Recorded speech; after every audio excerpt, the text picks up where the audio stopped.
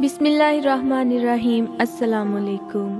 Muzammil voice official میں خوش آمدید۔ یہ کہانی جو میں آج آپ سب کو سنانے جا رہا ہوں، یہ میرے سگے پھپھا جان کی کہانی ہے اور مجھے میرے ابو نے سنائی ہے۔ آنکھوں دیکھا حال میرے ابو کی زبانی سنیے۔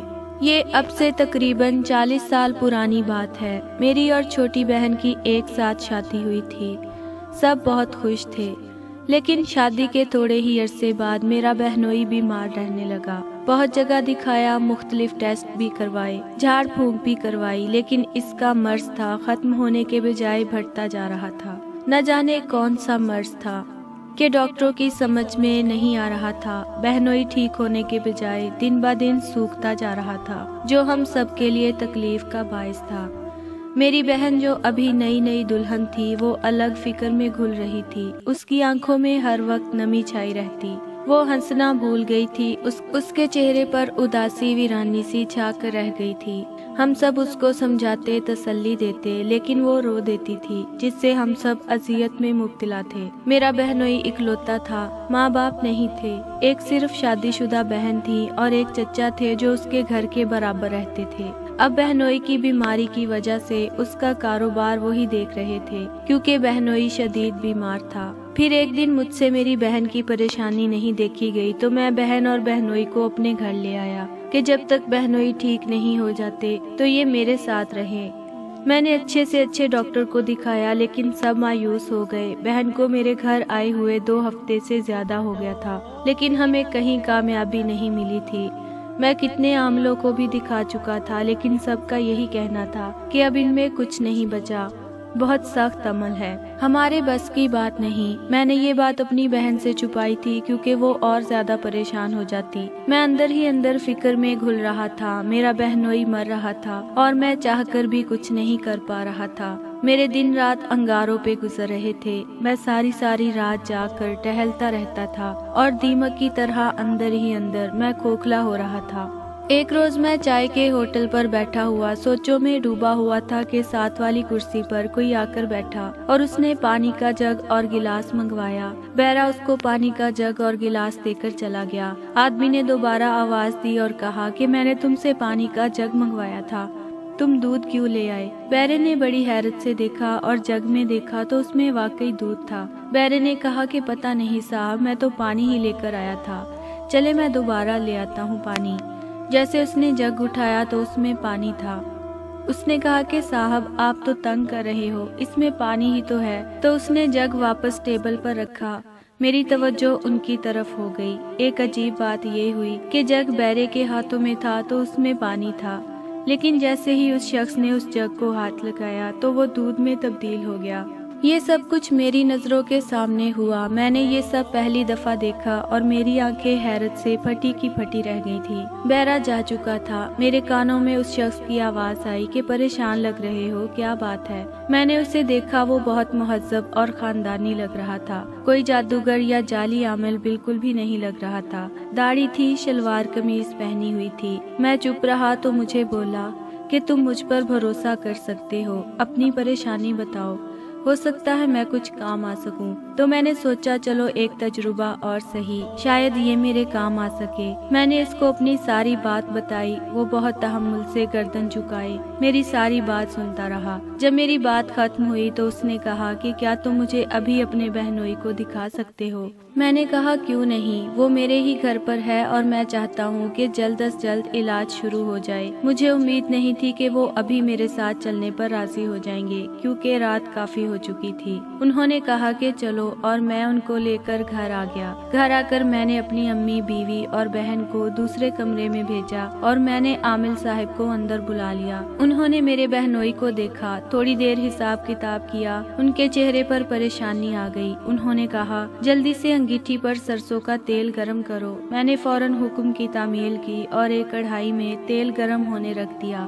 جب تیل کھولنے لگا تو عامل صاحب نے تازہ وضو کیا اور کچھ پڑھتے ہوئے اپنا گیلا پیر उस खोलते हुए तेल में डाल दिया। मैं कांप कर रह गया, क्योंकि कोई आम आदमी इस खोलते हुए तेल में अपनी उंगली भी नहीं डाल सकता था। थोड़ी सी छन की आवाज आई और चंद लम्हों बाद उन्होंने अपना पैर वापस निकाल लिया। पैर बिल्कुल सही था, जैसे कुछ हुआ ही नहीं। पैर साफ करके उन्होंने मुझे कहा कि देखो, तुम्हारे बहनोई पर जबरदस्त काला जादू करवाया गया है, जिसकी मुद्दत अब खत्म होने वाली है, यानी तुम्हारे बहनोई के पास अब वक्त नहीं है। तो मैंने कहा, यानी कोई मेरे बहनोई को मरवाना चाहता है, लेकिन कौन? किसको मेरे बहनोई से तकलीफ है? उन्होंने कहा, देखो, तुम्हारे बहनोई का कोई अजीज है, मर्द है, जो तुम्हारे बहनोई की जान लेने के पीछे पड़ा हुआ है। अब ये तो तुम्हें बेहतर मालूम होगा कि तुम्हारे बहनोई के मरने से किसको फायदा होगा। मैंने कहा, लेकिन मेरे बहनोई की तो सिर्फ एक बहन है, बेवा, जिसकी 2 बेटियां हैं। उनकी कफालत भी मेरे बहनोई के कारोबार से होती है।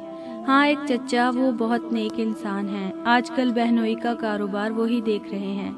उन्होंने कहा कि आजकल नेकी बदी को कौन देखता है। दौलत इतनी बुरी शय है कि भाई भाई का दुश्मन बना हुआ है। और तुम चचा की बात करते हो। तुमने बताया कि तुम्हारा बहनोई इकलौता है, यानी अपने चचा का इकलौता भतीजा है, यानी उनके भाई की जायदाद का वारिस है। तो फिर वो क्यों चाहेंगे कि ये जिंदा रहे और जायदाद पर ऐश करे? वो तो सब कुछ हथियाना चाहेंगे। मुझे हजम नहीं हो रही थी ये बात। मैंने कहा, फिर भी कोई दौलत के लिए इतना कैसे गिर सकता है कि अपने ही खून की जान लेना चाहे? आमिर साहब ने कहा, इसको छोड़ो, हम तुम्हें शक्ल दिखा देंगे, तुम खुद पहचान लेना। फिलहाल काम की बात करते हैं। तुम हमें क्या नजराना दे सकते हो अपने बहनोई के इलाज के लिए? इससे पहले हमारी चंद बातें सुन लो। हम असली सैयद हैं और खानदानी अमल है, हमारे बुजुर्गों ने हमें बख्शा है। ये अमल जो हम करने जा रहे हैं, ये सिर्फ जरूरत के तहत साल में 1 या 2 बार से ज्यादा नहीं करते। दूसरी बात ये कि तुम्हारे बहनोई पर बहुत सख्त मौत की हांडी का अमल करवाया गया है, जिससे मौत यकीनी होती है और तुम्हारे बहनोई की मुद्दत तकरीबन खत्म होने वाली है। कोई भी अमल इस काम में हाथ नहीं डालेगा,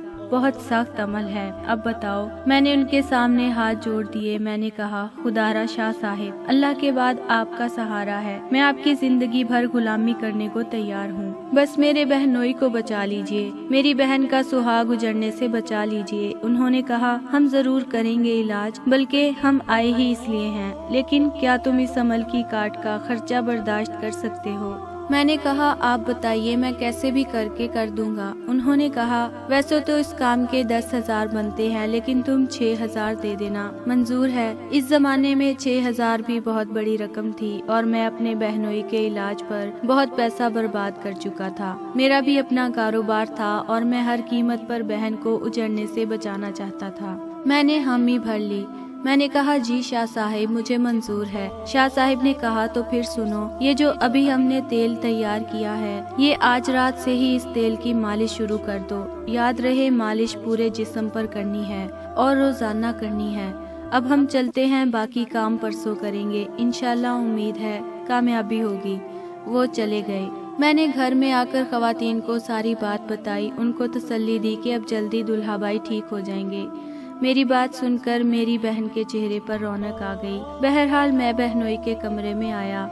वो बेसुध पड़े थे। मुझे उनकी हालत देखकर बहुत अफसोस हुआ। सिर्फ चंद महीनों में ही उनकी क्या से क्या हालत हो गई थी। मैं सोच रहा था कि अम्मी कहा करती थी कि खून सफेद हो गए हैं, लेकिन मैं कहता हूँ खून सफेद नहीं, स्याह हो गए हैं। तभी मोहब्बत मुरव्वत एहसास का कोई रंग असरअंदाज नहीं होता और हम अपने हाथों से अपनी बेहिस्सी के हाथों तारीकियों में धकेल दिए जाते हैं। और काला जादू इतना खतरनाक और गंदा अमल है कि करवाने वाला अगर मुसलमान हो तो उसी वक्त दायरा इस्लाम से खारिज हो जाता है। और अफसोस उन लोगों पर है कि जो जानते बूझते भी जहन्नुम में गिरते हैं और मुसलमान होकर भी खौफे खुदा नहीं करते और इतना कभी फेल सरअंजाम देते हैं। मैंने दरवाजा बंद करके दुल्हा भाई की मालिश की और 3 दिन तक करता रहा।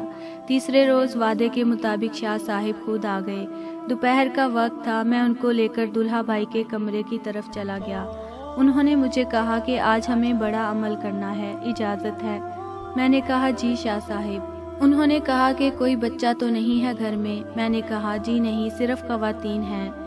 वो बोले, ऐसा करो, उन सबको एक कमरे में रहने की हिदायत कर दो और ताकीद कर दो कि कमरे से बाहर ना निकले। अमल बहुत सख्त है। दरअसल आज हम हांडी यहाँ बुलवाएंगे। میں اندر گھر کی طرف چلا گیا اور سب خواتین کو کمرے کے اندر رہنے کی تاکید کرتا ہوا شاہ صاحب کے پاس آ گیا۔ جب میں کمرے میں آیا تو دلہا بھائی کمرے میں کھڑے تھے اور شاہ صاحب کچھ پڑھتے ہوئے ان کا حساب، ورنہ سارا عمل الٹا پڑ جائے گا، یہیں کھڑے رہو عمل ختم ہونے تک۔ تو انہوں نے جی کہہ کر سر جھکا دیا۔ اس کے بعد شاہ صاحب نے میرا بھی حصار کیا اور پھر دائرہ بنا کر حصار کر کے خود بھی بیٹھ گئے، عمل شروع کر دیا۔ تھوڑی ہی دیر گزری تھی کہ کمرے میں موجود روشن دان میں زبردست گڑ گڑاہٹ ہونے لگی۔ میں نے چونک کر روشن دان کی طرف دیکھا تو وہاں ہانڈی پھنسی ہوئی تھی۔ ہانڈی کو آتا دیکھ کر شاہ صاحب کے عمل میں تیزی آ گئی اور وہ بلند آواز میں کچھ پڑھنے لگے۔ جیسے جیسے شاہ صاحب کی آواز بلند ہو رہی تھی، ہانڈی کی گڑ گڑاہٹ بڑھتی جا رہی تھی، لیکن وہ نیچے نہیں آ رہی تھی۔ پھر شاہ صاحب نے اسے قسم دی، تجھے حضرت سلیمان کی قسم ہے، نیچے آ۔